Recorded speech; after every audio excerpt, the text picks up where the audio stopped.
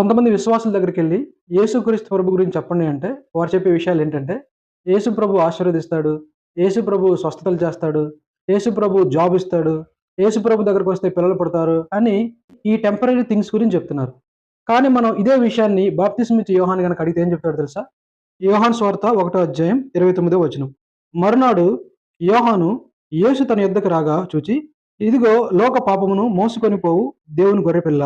యోహాను యేసుక్రీస్తు ప్రభు గురించి చెప్పిన మాటలేంటంటే, మొదటిది ఈ లోకం అంతా పాపంలో ఉంది. అయితే ఈ పాపానంతటిని మోసుకొని పోయే, తీసివేసే, పాపం నుంచి రక్షించే దేవుని గొర్రెపిల్ల యేసుక్రీస్తు ప్రభువు అని చెప్తా ఉన్నాడు.